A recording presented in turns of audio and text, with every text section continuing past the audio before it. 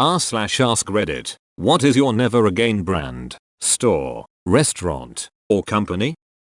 I took my Beta Woods truck to a local tire shop for an alignment. They told me they couldn't align it because I had a sticky U-joint, and then charged me for an hour of labor because I had to take the tie rods off. I argued because U-joints don't impact alignment, and B, there was about an inch of grime on the castle nuts, so there's no way the tie rods came off. They brought out a manager who just made shit up about how alignments work. I am a mechanical engineer. I think they thought they could get away with it because I am female. Nope. I filed a complaint with the state and they were fined for lying about service costs. Good for you. I hate people who take advantage because they think their customers don't know any better. Makes me absolutely furious how commonplace it is. My aunt has her dream car. She loves it. One day, it randomly died right on the road. Has to get it towed. Repair place says it won't run at all. Engine is totally beyond saving. Offers to buy the car from her for cheap, or let her trade it in for some pile of junk barely functional used car they have. She was very upset and stressed about the whole thing.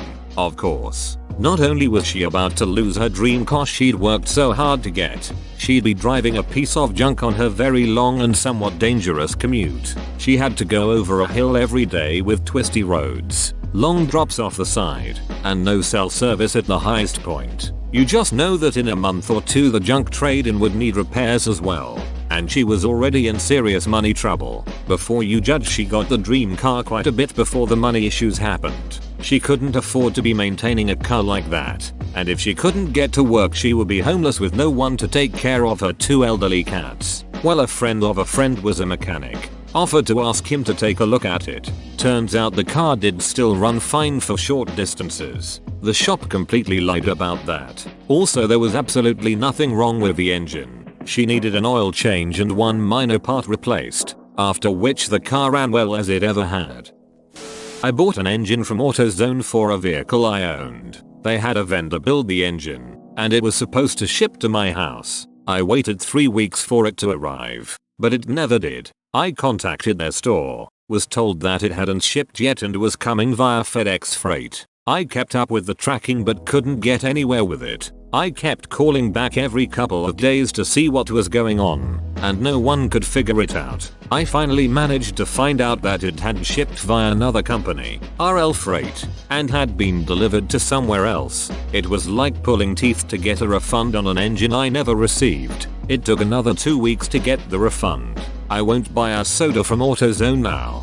Yep, I got 3 bad starters in a row from them. I thought I was losing my ducking mind. 4th came from a dealership and it's still in the truck 4 years later. Whenever buying a part from AutoZone or Advance, get it tested before leaving if possible. Mine got a whole batch of bad alternators once. Had to test 30 before they found a good one.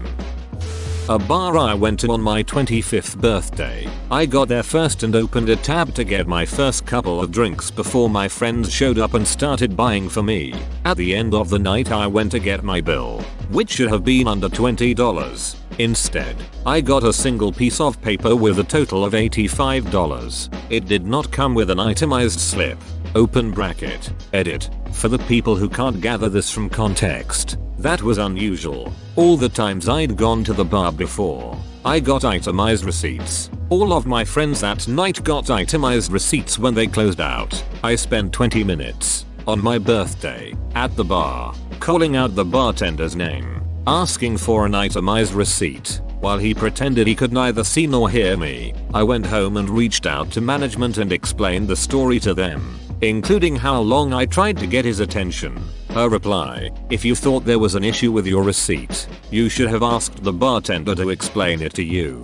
Never again. Case anyone cares. It's Penn Social in DC. Edit. Since this seems to be coming up a lot, this is America, so not chip and pin. They won't serve you unless they first swipe your credit card. I could not simply leave without paying. It was going to be charged to me no matter what. My experience with disputing charges is that it's not super convenient, so I was really hoping to be able to deal with this at the bar without having to do that. So please don't be one of the 337 people who have told me I would have just left. Edit. Thank you for the silver, kind stranger. If anyone else wants to do the same, please donate the money to a charity instead, or just give it to a homeless person. Duck that. Hope you disputed the charge. I was young and stupid, and in hindsight could have handled it much better on my end. I now know much better methods I could have used, and if this occurred to me another time I would handle it better. If I see something is being shipped by on track, I'll cancel. The 3 times they were the delivery company from Amazon. They lost one package completely and tried to say it wasn't their fault. The second package was also deemed lost but then showed up on my doorstep something like 6 weeks later. The third time it sat on shipping label created for a week and I just contacted Amazon and cancelled the package. You don't find a lot of positive reviews out there, and any positive ones you do find seem like they were written by the company via a fake account. Every package I've ever had stolen was shipped via on track. They claimed it was delivered and I never find it. One time I looked with minutes of its supposed delivery. Yep, sure, maybe the residents of my apartment complex are shady, but UPS, FedEx, and USPS never seem to have this issue. On Track regularly marks my packages as delivered without coming anywhere near my house. I always have to call and complain, and they have to come back the next day. I've had them pretend to find the package in my front yard after I watched them leave the car with it. Chili's. I don't know how this even happens, but I was served fried chicken that was cold and literally had ice on it. Edit. To anyone reading this later on, I want you to know that Chili's PR staff has contacted me trying to smooth things over. Yeah, right. Chili's served me frozen food and I'd rather trash them forever than be sweet-talked with a gift card. Well, it's not called warmies, dude. Best idea ever for a restaurant. A wall of microwaves and a wall of TV dinners. Warmies. For when life gives you the cold shoulder.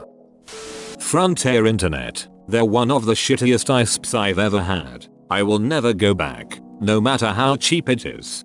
Okay, so we have your internet hooked up. Wait, I only get 1 megabit per second for $60 a month up to, the speeds are up to 30 megabits per second. So I had 4 no-show installations and took off 5 days of work for 1 megabit per second internet? Yep, I guess so. This is a true story that happened in a small Midwest town approximately 3 years ago. It's ludicrous that internet providers are allowed to refer to their internet speeds like this.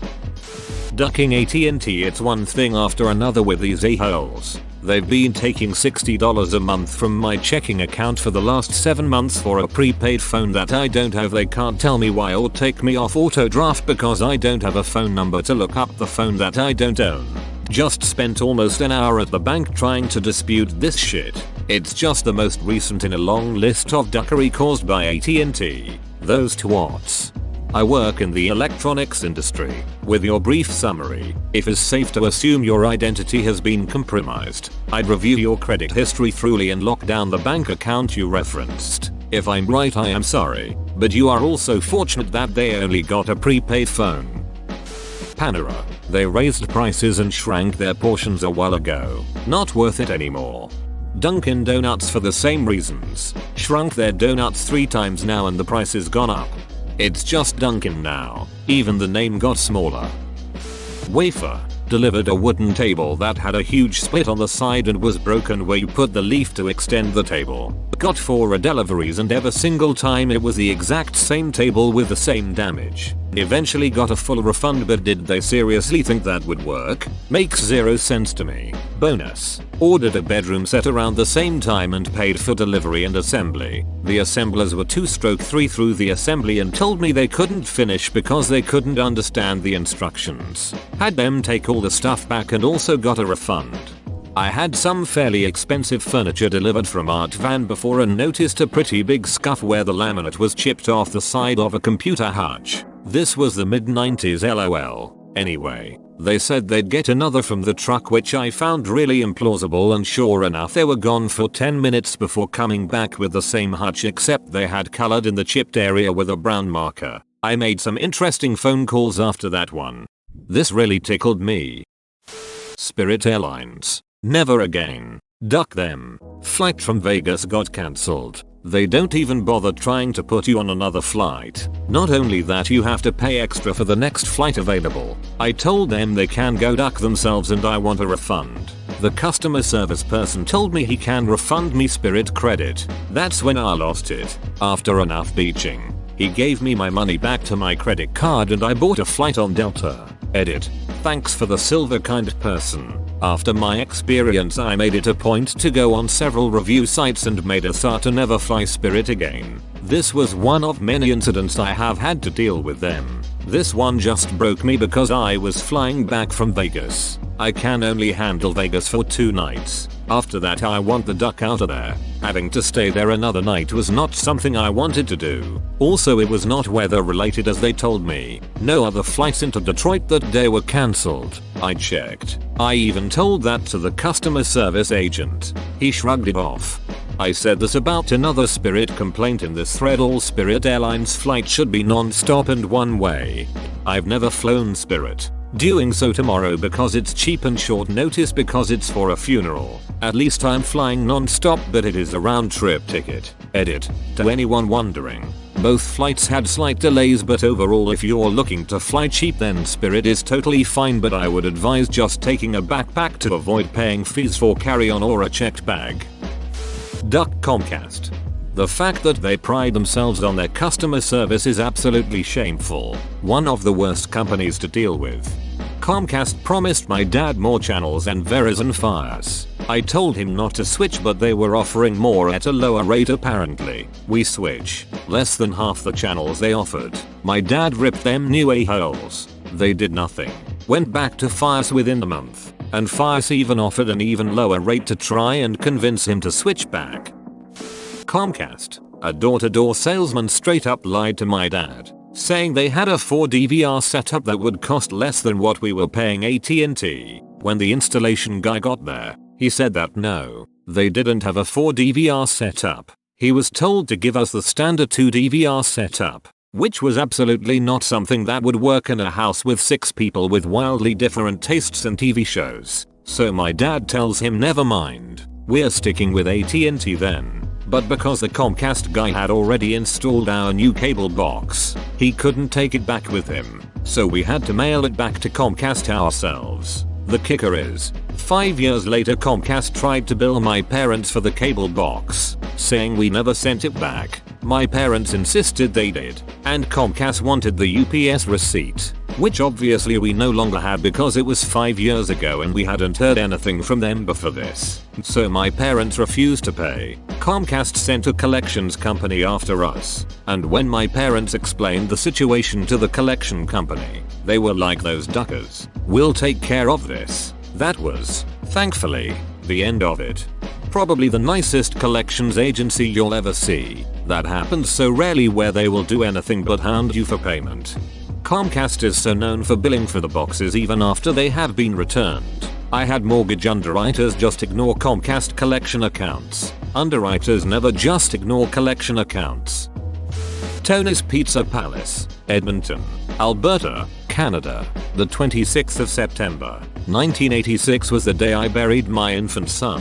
He was 11 months old and died from complications due to being born 3 months premature. His twin brother is healthy and got married 5 years ago. After returning from the burial ceremony to the funeral home, we went out to our cars and found flyers tucked under the windshield wipers. Having a family get together? Why not have it at Tony's Pizza Palace? Ask about our group discount, said it. I thought I should add this. Tony's happens to be 1 block away from the funeral home, 3 blocks from the second biggest hospital, and about 10 blocks away from the second biggest shopping mall in the city, all of which are in a straight line.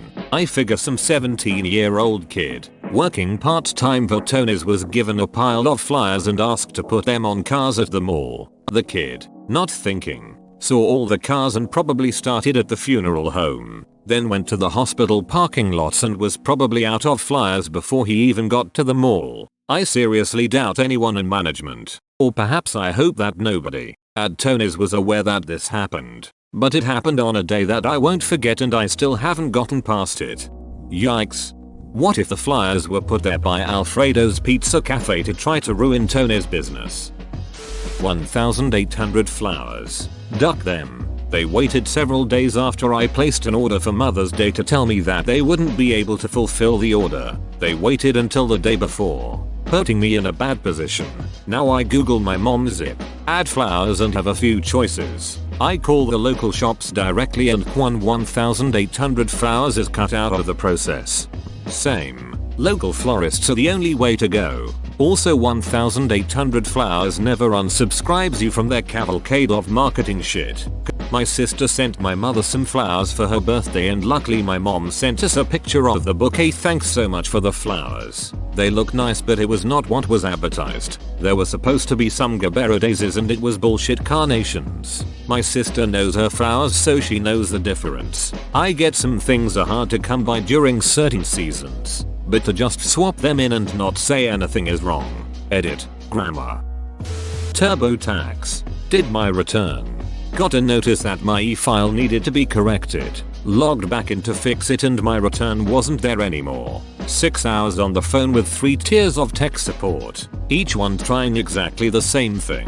Finally they were just trying random shit. So I tried random shit in parallel. Managed to get to my return with the invoice number from paying for the service without logging in. Tried to get them to understand that this was a very bad thing that they should report to someone. And they told me they had no access to anyone technical and no way to submit bugs. This from the company that lobbied to make it illegal for the government to offer tax filing service.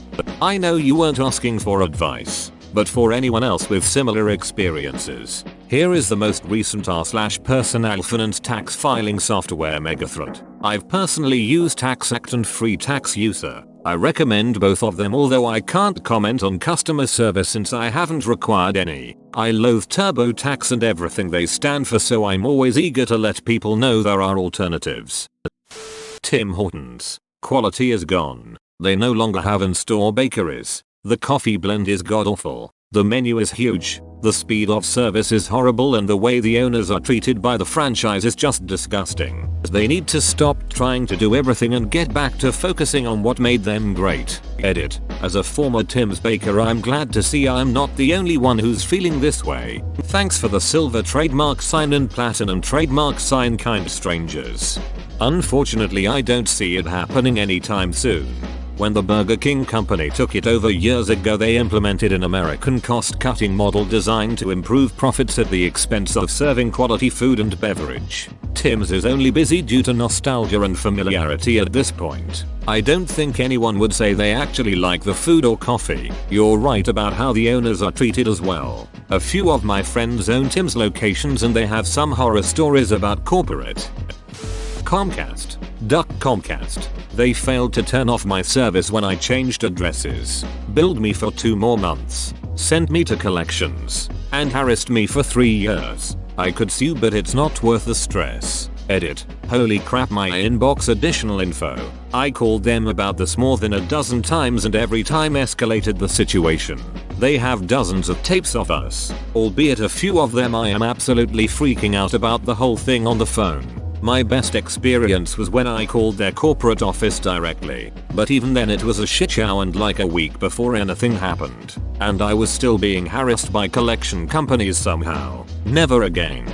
I am currently stuck with Comcast. I pay for their 60 Mbps internet package to get 15 Mbps downloads along with only being able to have one device connected at a time.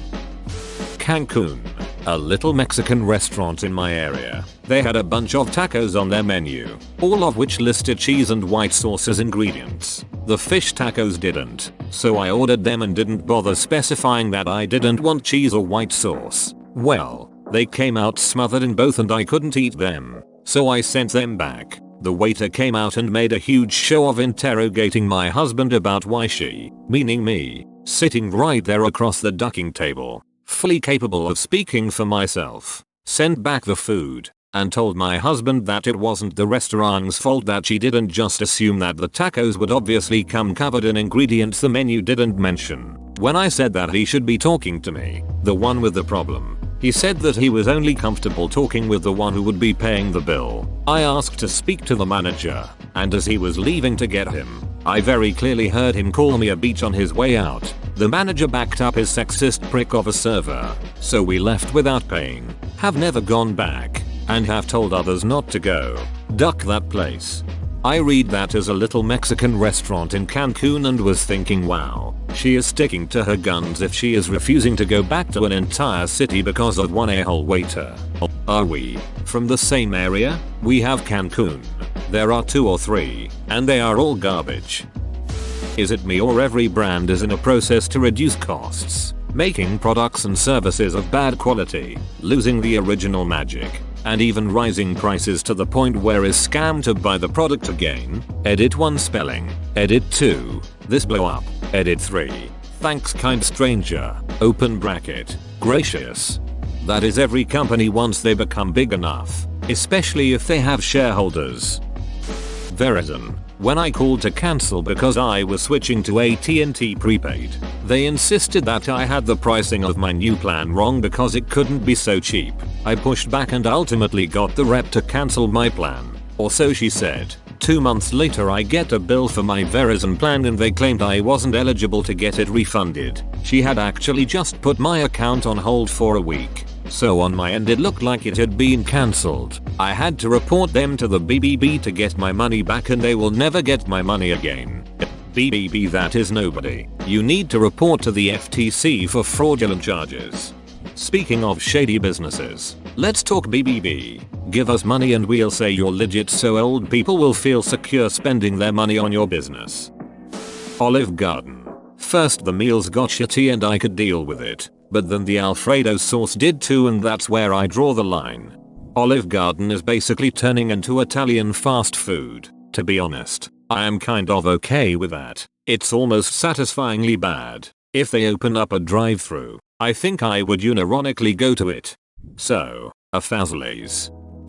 Macy's. Got a credit card through them to buy a suit. My parents offered to pay the card off as a birthday present. Few months of them calling me 5+ times a day, asking where the payment that had already been made was, harassing me to make more and larger payments. When it was finally paid off, they then tacked on a completed payment fee and never sent a bill. So the whole damn thing started all over. I was genuinely about to file a lawsuit over harassment or something. It was unbelievable, because I would tell one person the payment was made, and then get 4 more calls the same day asking the same thing. Then rinse and repeat tomorrow. I worked Macy's for about a year. They charge their credit card holders like $1.75 a month if they don't use their card. They take it away if you actually charge something on the card. I asked the manager to explain it to me and she was just like, oh yeah, they'll remove the charge if you call in and ask them to, so it's no big deal. Like WTF. It's no big deal until that $1.75 gets charged a $30 late fee because you didn't know you had to pay anything. It still pisses me off when I think about it. Edit. I worked there in 2016. I looked around online and it was a minimum interest fee, which meant that if the interest charge was less than $2, it would be rounded up to $2 and was kind of hidden on the bill. They aren't supposed to do it anymore, but there seems to be a glitch in the system that still randomly applies it, which is why they just take it off if you call in about it. LuLaRoe. I only bought stuff to help out a friend that was trying to make ends meet. Luckily she quit after about a year. Bought 3 pairs of leggings over the course of the year and none of them made it the year without holes. $25 each. Never again. Also, I felt gross buying from an MLM. But like I said, just supporting a friend.